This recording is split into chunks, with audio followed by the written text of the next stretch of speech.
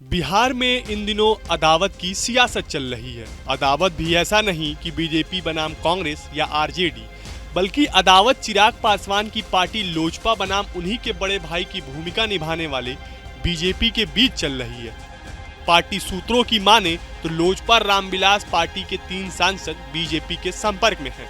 अब बिहार में इस पूरे घटते राजनीतिक घटनाक्रम को लेकर लालू यादव की पार्टी आरजेडी एनडीए पर हमलावर है। इस पूरे मामले को लपकते हुए आरजेडी इसको सियासी रंग देने के जुगल में लग गई है। इस पूरे मामले को तूल देते हुए आरजेडी नेता मुकेश रोशन ने कहा कि चिराग जी के पास अभी भी मौका है, उन्हें तेजस्वी जी का साथ देना चाहिए। चिराग अगर सच में बिहार के विकास की बात करते हैं तो उन्हें तेजस्वी यादव का साथ देना चाहिए। उन्होंने आगे कहा कि अगर बिहार का विकास करना है तो चिराग पासवान और तेजस्वी को साथ आना होगा। तेजस्वी यादव ने 17 महीने में बिहार में रोजगार और नौकरियों की लाइन लगा दी थी। अगर चिराग और तेजस्वी साथ आते हैं तो बिहार में उन्हें कोई नहीं हरा पाएगा। फिलहाल इस पूरे मामले पर बीजेपी की तरफ से कोई प्रतिक्रिया सामने नहीं आई है, लेकिन पार्टी सूत्रों की माने तो पिछले 1 महीने में चिराग पासवान ने जिस तरीके से केंद्र सरकार के फैसले का सार्वजनिक मंचों से विरोध किया है, उसके बाद गठबंधन में उनको लेकर विरोध के स्वर उठने लगे हैं। इस वजह से बीजेपी चिराग पासवान को लेकर थोड़ा असहज स्थिति में नजर आ रही है, चाहे वो SC/ST आरक्षण में क्रीमी लेयर हो या फिर यूपीएससी में लेटरल एंट्री वाले मामले हो। सरकार से उनका रुख हमेशा अलग ही देखने को मिला है। ऐसे में बीजेपी से ये मामला पछता नहीं दिख रहा है।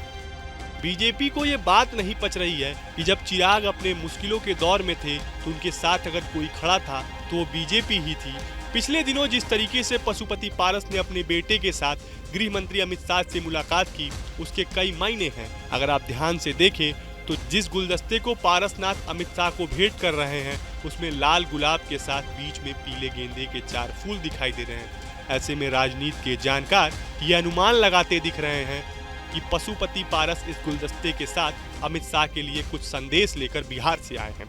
तो आइए आपको बताते हैं कि किन कारणों से चिराग से खफा है बीजेपी।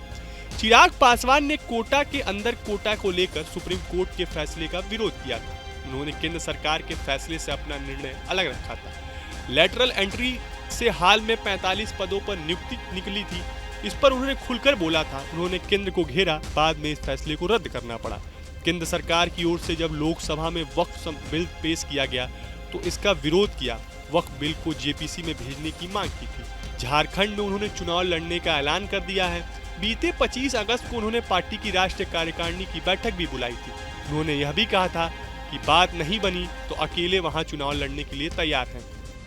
जातीय जनगणना को लेकर विपक्ष के सुर में सुर मिलाते दिख रहे हैं चिराग पासवान। तो ऐसे में आपको हमारा ये वीडियो कैसा लगा, हमें कमेंट बॉक्स में जरूर बताएं। देश और दुनिया की तमाम और यूपी उत्तराखंड की हर छोटी बड़ी खबर के लिए न्यूज स्टेट चैनल को सब्सक्राइब करना ना भूलें।